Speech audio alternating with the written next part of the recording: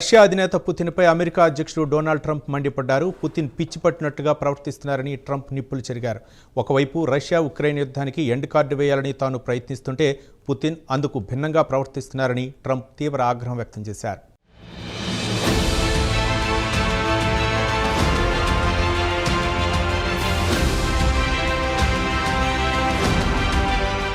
ఒకవైపు కాల్పుల విరమణ ఒప్పందానికి ప్రయత్నాలు, మరోవైపు ఉక్రెయిన్పై అరవేర భయంకర దాడులు. ఇది ప్రస్తుతం రష్యా ఉక్రెయిన్ యుద్ధ పరిస్థితి. తాజాగా ఉక్రెయిన్పై రష్యా బలగాలు విరుచుకుపడ్డాయి. ఉక్రెయిన్ రాజధాని కీవ్ సహా అనేక పట్టణాలు, నగరాలను రష్యా ఆర్మీ టార్గెట్ చేసుకుంది. ఉక్రెయిన్ భూభాగాలపై 400కు పైగా క్షిపణులు, డ్రోన్లతో రష్యా బలగాలు దాడులు చేస్తాయి. రష్యా ఉక్రెయిన్ యుద్ధం ప్రారంభమై ఇప్పటికి 3 ఏళ్లు దాటింది. అయితే ఈ 3 ఏళ్లలో ఇదే అతిపెద్ద వైమానిక దాడంటున్నారు యుద్ధరంగ నిపుణులు.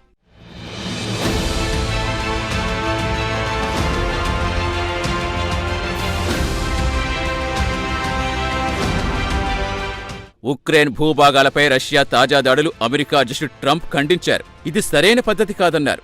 రష్యా అధినేత పుతిన్ అచ్చు ఒక యుద్ధోన్మాదిలా ప్రవర్తిస్తున్నారని ట్రంప్ నిప్పులు చెరిగారు. ఒకవైపు రష్యా ఉక్రెయిన్ యుద్ధానికి ముగింపు పలకాలని తాను ప్రయత్నిస్తుంటే పుతిన్ అందుకు భిన్నంగా ప్రవర్తిస్తున్నారని ట్రంప్ తీవ్ర ఆగ్రహం వ్యక్తం చేశారు.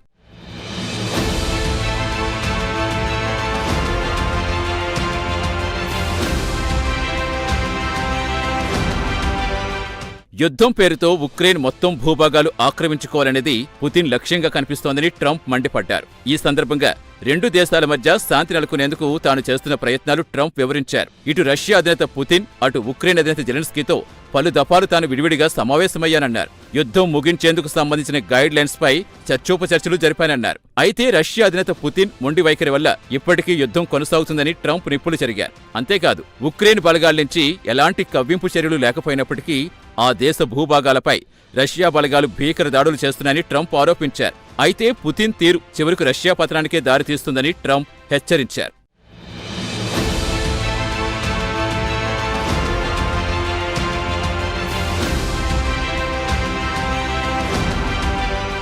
పనిలో పనిగా ఉక్రెయిన్ అధ్యక్షుడు జెలెన్స్కీ పైన ట్రంప్ ఆగ్రహం వ్యక్తం చేశారు. జెలెన్స్కీ మాట తీరుతోటే సమస్యలు వస్తున్నాయని వ్యాఖ్యానించారు. ఒక దేశాధినేతగా ఉన్న జెలెన్స్కీ యుద్ధం వంటి కీలక అంశాల గురించి మాట్లాడేటప్పుడు ఆచితూచి వ్యవహరించాలన్నారు. జెలెన్స్కీ ఎప్పటికైనా తన పద్ధతి మార్చుకోవాలని ట్రంప్ సలహా ఇచ్చారు. అసలు 3 ఏళ్ల క్రితం అమెరికా ప్రెసిడెంట్గా తాను ఉంటే రష్యా ఉక్రెయిన్ యుద్ధం తలెత్తేదే కాదని మరోసారి వ్యాఖ్యానించారు.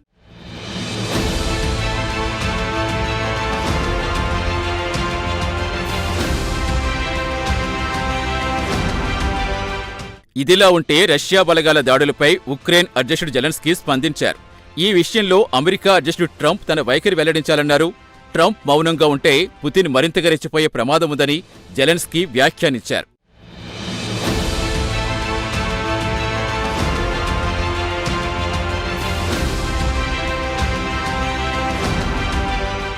ఇక్కడ ఒక విషయం గమనించాలి. కాలికేస్తే వేలికేస్తే విద్యలో ఆరితేరారు రష్యా అధినేత పుతిన్. 3 ఏళ్లుగా సాగుతున్న యుద్ధానికి ఎండ్ కార్డు వేసేందుకు ట్రంప్ చేస్తున్న ప్రయత్నాలు ఫలించడం లేదు. ఇందులో శ్వేత సౌధాధిపతికి తన స్వార్థం ఉండొచ్చు. రష్యా యుద్ధం తన కృషి కారణంగా ఆగిపోయిందని ట్రంప్ మహాశయుడు గొప్పలు చెప్పుకోవచ్చు. అయినా యుద్ధాన్ని పరిసమాప్తం చేసేందుకు ట్రంప్ తీవ్రంగా ప్రయత్నిస్తున్నారు. ఈ విషయంలో ట్రంప్ చిత్తశుద్ధి ఎవ్వరూ శంకించరు. అయితే కాల్పుల విరమణ ఒప్పందం విషయంలో పుతిన్ 2 నాలుకల ధోరణితో చిక్కులొస్తున్నాయి. ఒకవైపు 30 రోజుల కాల్పుల విరమణకు పుతిన్ ఓకే అంటారు.